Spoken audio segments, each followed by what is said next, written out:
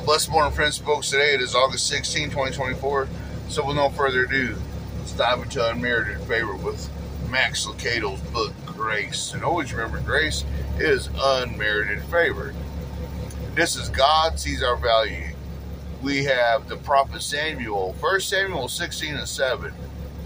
God does not see the way people see. People look at the outside of a person, but the Lord looks at the heart. God sees what's going on the inside. You can be the finest, most beautiful person in the world. If you're a fella, you can be the most handsomest, like Matthew McConaughey. And a woman get with you.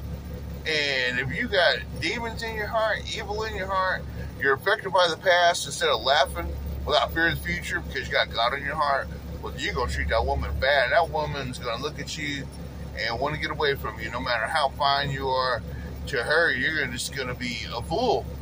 And no one cares for a fool. No one wants to love a fool. And then the flip, look at some of the beautiful women in the world. J-Lo can't keep a man. She can't keep a man. As fine as she is, what's wrong with her, man? Oh, who else? We got others as well. A lot of fine women in this world, but they can't keep a man. Something wrong with the heart is what it is. They don't have Jesus there. That's what the problem is. When you have the Lord, you're going to have a solid marriage. I know what I'm talking about. I fought 6 years for mine when Annie left. She came home in the 6th year. I kept fighting. I refused. I refused to let it go, to get a divorce. And if you do that, the Lord will put it back together in His name higher than all names, and they won't cheat on you again. And it's just that simple. Is your marriage worth fighting for? Then fight for it. If your marriage ain't worth fighting for and they cheated on you, don't fight for it. Let the Lord fight so that you can find another person and move on. For fire tests purity is silver and gold, but the Lord tests the heart. He gives His hardest battles to His greatest warriors. And He knows our value. Now, the lesson. God sees us with the eyes of a father. He sees our defects, errors, and blemishes, our shortcomings. But He also sees our value. What did Jesus know that enabled Him to do what He did?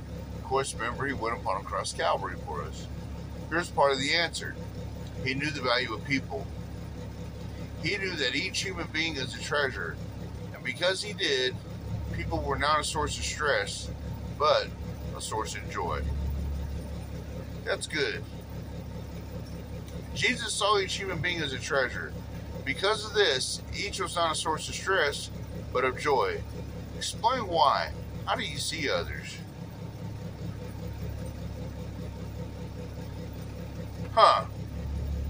Do you look at people as a source of stress or a source of joy? Sometimes I'll look at different skin colors of people, and I will really enjoy what I'm seeing. Unlike in the past. In the past, I was prejudiced. I ain't gonna sit here and lie to you. And as it ended today, when our Indian people get treated bad, man, it makes me mad. Oklahoma's the most prejudiced place in America towards Indians. And here, this is our land. Oklahoma means red man's land as is. Yeah, that's right. But it's something that I overcome because I have the blood of the Lamb upon me. I have Jesus on my side. Therefore, I love the Jew as much as I love the Chinaman. I love the white man just as much as the black man. I love the Mexican just as much as the Asian, and so forth and so on. I love the Kawa as much as the Comanche. I love the Apache as much as I love the Arapaho. I love the Pawnee as much as I love the Crow, and so forth and so on and so forth and so on. And got to know a lot of these people. Even got to travel to Montana, y'all, and gave the word of Akabata Dia. This is how the Crows say God to the Crow people. They're the ones that taught me that. Good ways, man. The Lord, because of this, I'm what do you call it, a xenophile, where I enjoy meeting foreign people. Or an xenophobe, don't like meeting no one outside their race. That's how it is. But I am an xenophile because of the Most High God, and it is a joy for me to meet different people, learn their ways. I like to shut up and listen as much as I like to talk.